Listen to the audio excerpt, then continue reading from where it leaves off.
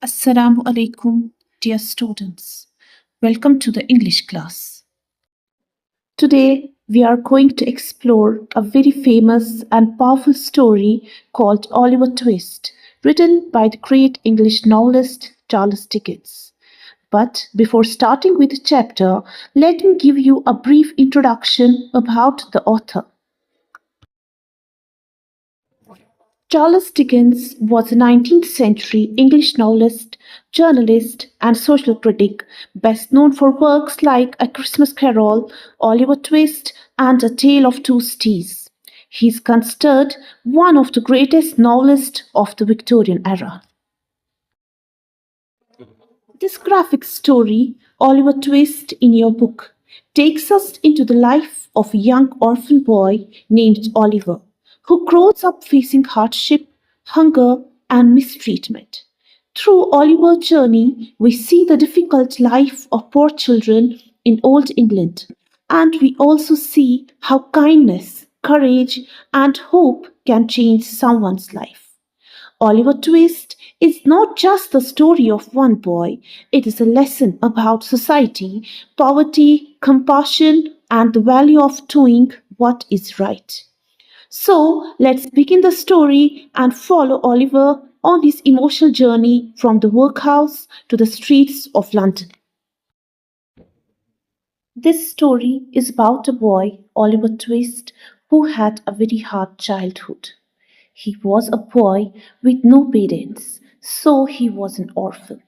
He lived in England a long time ago, almost 200 years back. Oliver was not born in a nice home or hospital. He was born in a workhouse, a place where poor people lived and worked to get food and shelter. The baby Oliver was very weak at the time of birth.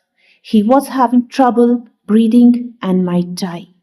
The doctor was worried. He thought that the baby was so weak that he might not survive. The nanny, which means nurse, she gave some medicine to the baby Oliver, and Oliver started breathing better and became stronger.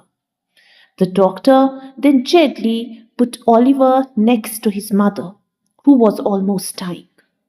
The mother gave Oliver one long kiss on his head.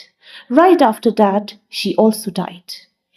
Oliver was an orphan from the minute he was born. Because his father was not there and his mother died at once, Oliver had no parents.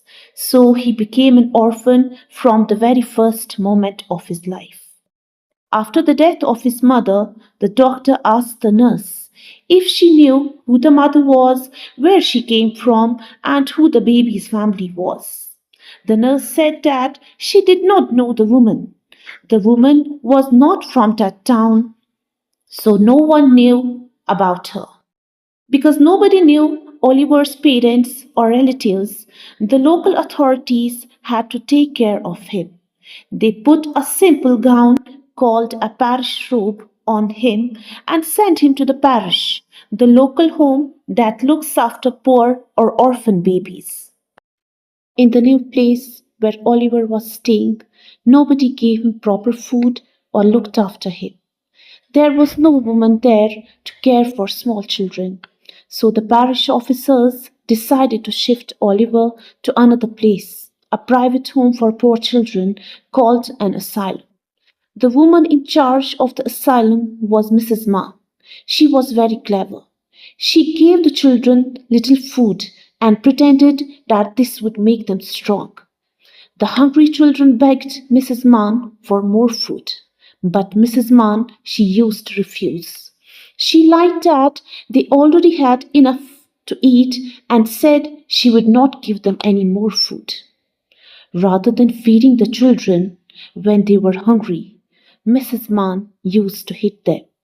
She then shuts them inside a coal cellar, a room where coal was kept as a cruel punishment. One day, a man from the church called Dr. Bramble came to the asylum. He wanted to see Oliver.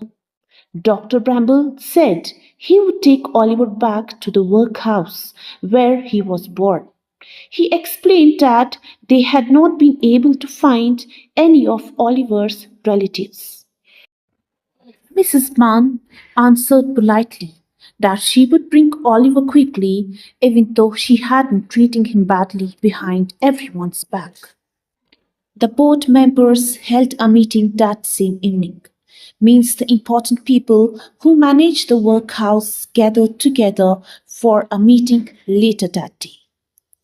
The board members told Oliver that he should be thankful for whatever little help they gave him. Then they ordered him to start working the next day. His job would be to pick oakum, which means separating old ropes into fibers, which was a very difficult task. Oliver was confused and sad. He wondered why they expected him to be thankful when he had been treated so poorly. Oliver worked very hard the whole day, but he was given almost no food to eat.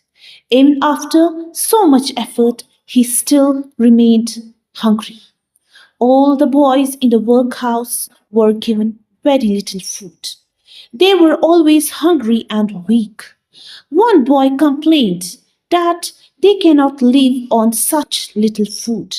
It was not enough for them to survive. The boys decided that Oliver was the bravest. They wanted him to ask the workmaster for more food on behalf of everyone. Oliver gathered courage and politely asked the workmaster for more food. The workmaster became angry. He said, "How dare you ask for more food? I'll complain about you to Mr. Brumble." Instead of understanding the boy's hunger, he threatened to report Oliver for asking for more food. After this incident, Oliver was punished very harshly. He was beaten up and put to jail. The board put out a poster offering £5 to anyone who would accept Oliver as an apprentice. Apprentice means helper. The board wanted to get rid of Oliver. They even offered money to anyone who would take Oliver to work for them as a helper. So, children, this brings us to the end of the lesson. Through Oliver's story, we understood how world can sometimes be a cruel place, especially for children who lose their parents early in life. This lesson reminds us how important our parents are and how much they do for us that no one else can. Without their care, life can become a constant struggle for food, comfort, and safety. I hope you understood the lesson and the message that it gave.